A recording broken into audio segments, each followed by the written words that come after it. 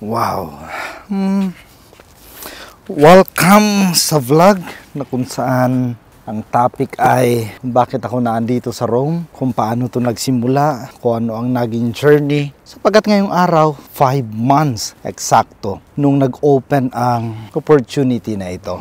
Spoiler alert kung hindi nyo type manood ng ganitong uri ng vlog sa YouTube channel na ito, may I suggest na balikan ang Dubai experience ko o yung part 1 or yung ginawa kong vlog last November pero February 19 nag-premiere. First question, paano nagbukas, paano dumating ang opportunity na ito? 5 months ago, umuwi ako ng Bicol, nag-attend ako ng UBC. Early gumising, pagod, kaya hindi ako nag-lunch. Pero before ang closing mass ng UBC, bumaba ako at kumain. Solo na lang ako sa table. Noong time na yon, dumating si Father Andrew. Kumustahan, and pinopose niya na baka gusto ni Bishop at gusto ko rin na mag-attend ng RPM sa Gregorian University. Long story short, a month after, pumayag sa Bishop. Nag-asikaso na ako ng mga requirements.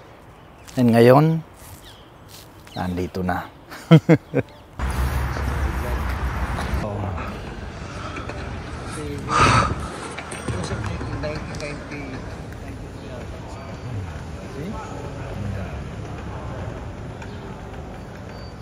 Hindi naman tayo pumasok. Lang tayo dun sa See you tomorrow. Okay, tomorrow. Hindi pa? Next question. Sa pag-process ko ba, nagibang madali ang lahat? To be honest, hindi. For the record, parang mas madali pang mag-mission sa Turkana kaysa mag-apply dito. I think 2 hours na ako dito. Na-entertain ko nga din yung thought na para ba ako dito? Para ba sa akin to? Gusto ba to ng Panginoon sa akin? Kasi may mga bagay na sa tingin ko hindi ko makakaya. Hindi lang sa requirements, kundi mismo yung payment. Kasi mahal eh. Mahal. Yung pamasahe, back and forth, board and lodging, miscellaneous, pagbiyahe araw-araw sa train, resident permit.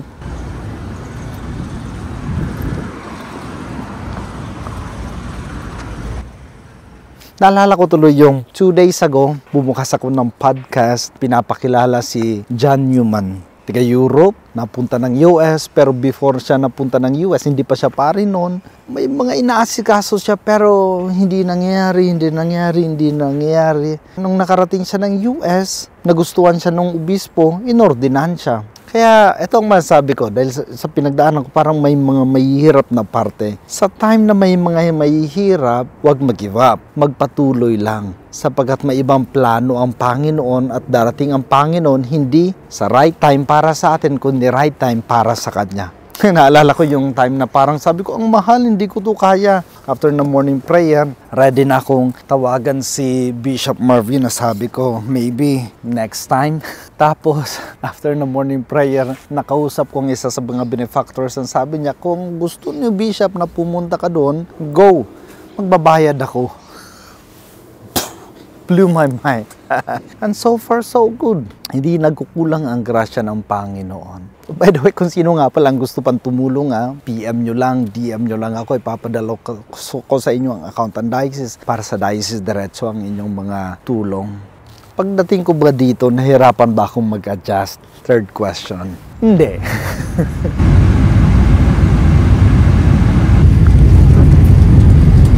Sapagkat si Father Marvin tiga Iloilo, siyang sumundo sa akin. At nagulat pa ako pagdating ko sa airport, ay isa pang pare nung tininang ko. Uy! Father Ace Barasi na yun. Classmate ko sa theology sa Holy Rosary Major Seminary. Right then and there, at home na at home. And pagdating ko sa koledyo, wow! Tour guide. Very warm ang pag-greet, pag-welcome nila. Fourth, nakapagala na ba ako? Before ko sagutin, gusto kong sabihin na hindi ko nararamdaman yung kagustuhan, pumunta dito, pumunta doon. Kasi may part sa renewal program for missionaries. And by the way, open to sa lahat, sa lay, sa madre, sa pari. May part na every Friday, mag-iikot kami sa mga historical sites sa Rome. So, hintayin ko na lang yon. After all, nagsisettle down pa ako. May kunti na lang na jet lag.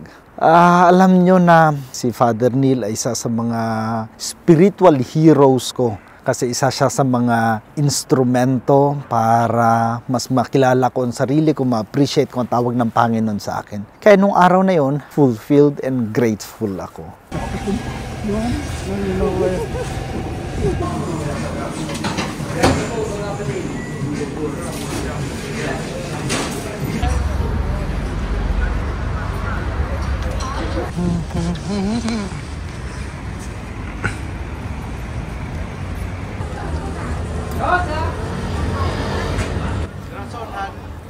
So, yan muna ang updates sa journey ko dito. Hopefully, naging informative ang vlog na ito. Kung boring man, pasensya na, balikan nyo na lang ang ibang mga vlogs ko sa YouTube channel na ito. Pwede nyong buksan ang iba't ibang playlists. May sa family, may sa birthday, may sa pandan, may bago mag-mission, nasa Turkana, post-mission, Sibalom, RPM. Ang dami, ang dami. Kung nanood ka, thank you very much. Kung ni-share mo to para ang iba makapag-subscribe din, thank you very much. And last na hear it, pray for us. Ang daming mga paring Pinoy dito from different parts of the Philippines na pinupurso. I believe hindi lang gusto ng diocese nila, kundi mismo yung kagustuhan nilang mas maging instrumento ng Panginoon pagbalik nila sa different dioceses at archdioceses sa Pilipinas. Wow. Ate, salamat. Diche, salamat. Ma, pa, I love you. Do not forget, you are blessed, you are a blessing.